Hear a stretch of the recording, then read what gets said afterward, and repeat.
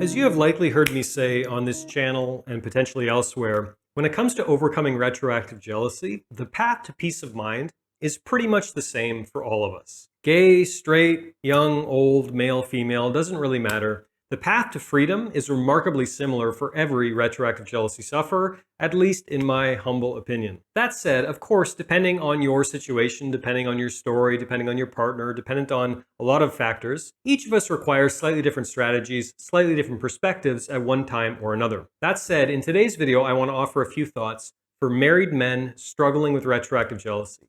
Married guys with kids who've been with their partner for a while, who are still struggling with retroactive jealousy. I think you're going to want to see this video if that sounds like you. My name is Zachary Stockill, and since 2013, I've worked one-on-one with hundreds and hundreds and hundreds of men and women from all over the world, helping them overcome retroactive jealousy, helping them overcome obsessive jealousy, and save their relationships. If you'd like more information about my work, or you'd like to connect with me and work with me one-on-one, please visit my website at retroactivejealousy.com. Okay, married men with kids or not, struggling with retroactive jealousy. Number one, don't fall into the mental trap of thinking that you're a unique snowflake. What I mean by that is, I'll get emails from people all the time, sharing their entire retroactive jealousy story, often very, very lengthy, and saying, I'm sure that you've never heard a story like this before, or I think I'm so unique, and I think this requires a different, I'm sure you've never encountered this situation before, even though you've been a coach for 10 years, and on and on and on. And 99 times out of 100, I've read similar emails and heard similar stories and worked with people in similar situations, literally dozens and dozens of times before. It is a dangerous mental pitfall when it comes to retroactive jealousy to think that your situation, your problem, your struggle is entirely unique and no one could possibly understand you and your situation. No one can help. You're totally lost. You're totally unique. You're totally alone. Because it's not true. I have heard every retroactive jealousy story that you can possibly fathom. Many of them are remarkably similar, especially the people who say that their story is so unique. And don't fall into the mental trap of feeling like a victim, feeling helpless, feeling like nothing will work for you because your story is so original and unique, because chances are it isn't. That's the first point I want to make in this video. It's very important because if you fall into this way of thinking, you're going to be struggling much longer. The second point I will say, just right off the bat, is I'm not married. Never been married, never been engaged. So that's my story. But the good news is I've worked with hundreds of married men, literally hundreds of guys in relationships, helping them sort through their feelings of retroactive jealousy, helping them sort through their complicated and distressing feelings about their wife's past. So I'm very comfortable talking about this topic. The first piece of advice I would offer to married men struggling with retroactive jealousy is be sure to carve out time to be selfish sometimes.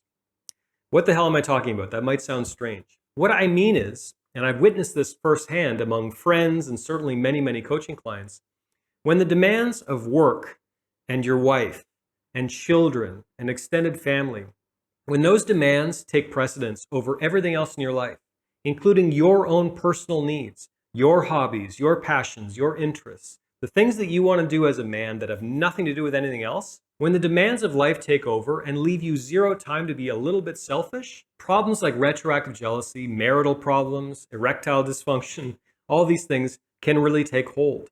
I think it's important for a married man not to be completely swallowed up and consumed by the demands of work, family, and relationship. So by carving out time to be selfish, I literally mean, even if it's only a half an hour a week, something is always better than nothing. Carve out time in your schedule that is just about you. Pursuing maybe a new goal or a new hobby or something you're interested in, or learning to play guitar, if you're musically inclined, or working on a certain personal development goal, whether it's related to retroactive jealousy or anything else. The point is, don't let the demands of the world, your woman, your kids, consume you. Be sure to carve out some time to be alone and to pursue interests, passions, and hobbies that have nothing to do with anything else, that are purely about you. I can hear the objections already. Yes, Zach, but I've got kids and you don't know what it's like and I've got a wife and da-da-da-da-da. I get it. But the thing is, you're only going to be the best husband and father and friend and family member you can be if you're carving out some time to be alone, to be a little bit selfish. Don't lose yourself in the demands of daily life. Don't lose yourself in your relationship. Because if you do, all of the people you love and everyone you care about will feel it. They might not know exactly what the problem is. They might not be able to diagnose the problem specifically, but they will feel it on some level. You're not being true to yourself. You're not being selfish sometimes and taking that time to re-energize, refocus, and recharge, and they will pay the price for it. So if you love your family, you need to take time to be selfish sometimes.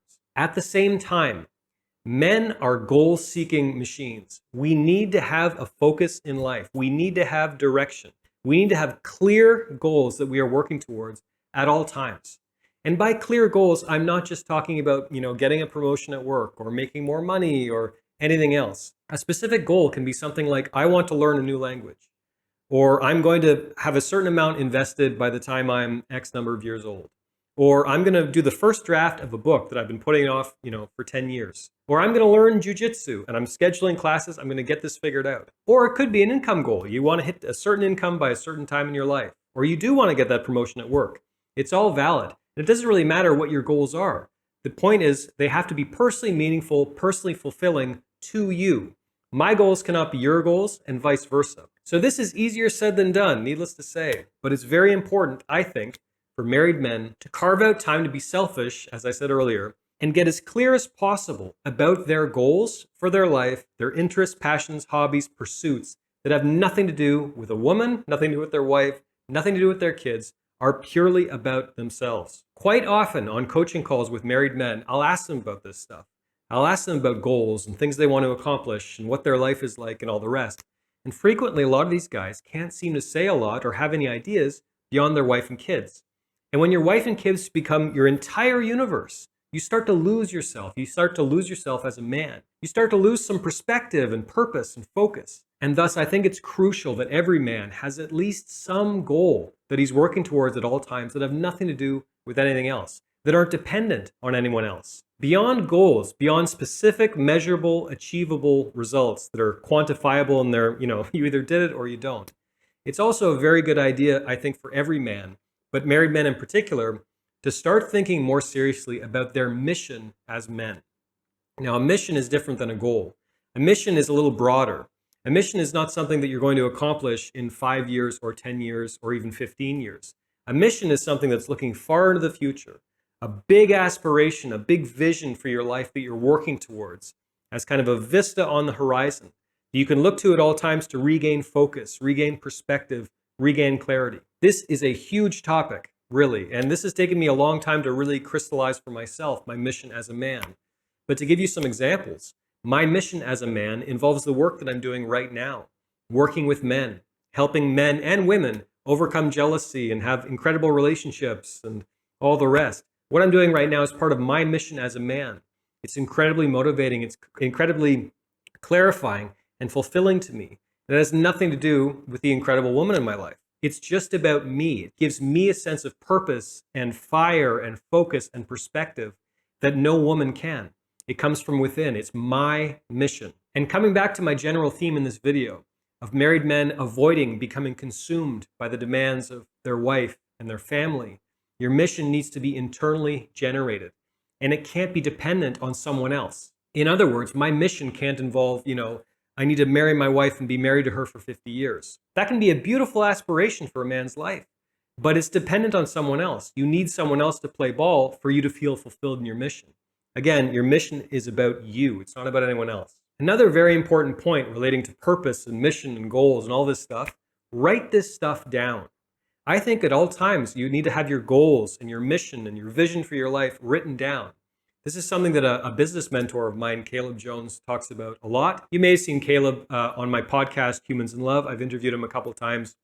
Really interesting guy. And this is a piece of advice that has served me very well. So whenever I'm losing focus or I'm consumed by some ridiculous, silly fight with my girlfriend that really doesn't matter, and I'm kind of feeling a bit disoriented in the world, I can read my mission statement. It's clear, it's actionable, it's inspiring, it's motivating. It gives me the perspective I need about what's really important. Not this silly fight with my girlfriend.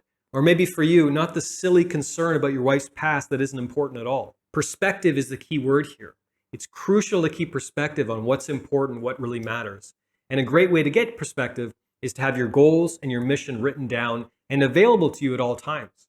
Personally, I have daily goals, weekly goals, quarterly goals on my phone at all times. I can always pull it up and look at it whenever I want to. It's also on my laptop computer in front of me. My mission statement, same thing. I usually flip to it a couple times a week where I'll read my mission statement, I'll feel good, I'll feel grounded, I'll feel centered, and I'll be reminded of what I want to accomplish as a man that has nothing to do with any woman, nothing to do with any children, nothing to do with anyone else except for me. Some people might be watching this video thinking, I'm struggling with my wife's past. Why is this guy going on about goals and mission and purpose and all the rest? There's a quote that I think about all the time. You can tell the size of a man by the size of his problems. And if, as a man, your biggest problem in life is your wife's past or your girlfriend's past, I think you need better problems. By the way, I don't mean to, belittle anyone, because as you probably know, I struggle with this issue myself. I was obsessed with my then girlfriend's past. And sometimes it took asking myself some pretty difficult questions to get out of this victim mentality, to get out of this victim mindset, and to be reminded of what's actually important in life. If my biggest problem as a man was some guy that my girlfriend was once with years ago, I think I need bigger and better problems. And when I say problems, I'm talking about things like accomplishing your goal, living true to your mission, becoming the best man that you can be. Those seem to me to be way bigger and better problems than simply struggling with your wife or your girlfriend's past. Now, of course, overcoming retroactive jealousy requires a multifaceted, multi-pronged approach. I get into it in great depth in both of my online courses, Get Over Your Partner's Past Fast and the Overcoming Jealousy Blueprint, as well as my guidebook, Overcoming Retroactive Jealousy. I've done 2 audio series dealing specifically with this issue of retroactive jealousy. And I'm sure you'd find all those resources, as well as the resources on this channel, helpful. But also start thinking about things like mission and life goals and purpose. Because as counterintuitive as it seems, as non-obvious as it seems, I really think this is crucial for any man struggling with his wife's past. Thanks for listening. Thanks for watching today. If you got anything out of this video, please take a minute to let me know by clicking the like button below. I'll also ask if you wouldn't mind leaving a comment. I would really love to know what you think, particularly the married guys watching this right now. At the same time, I'll ask you to please subscribe to my channel to be notified of new videos moving forward. Thanks again for watching, and I'll talk to you again soon.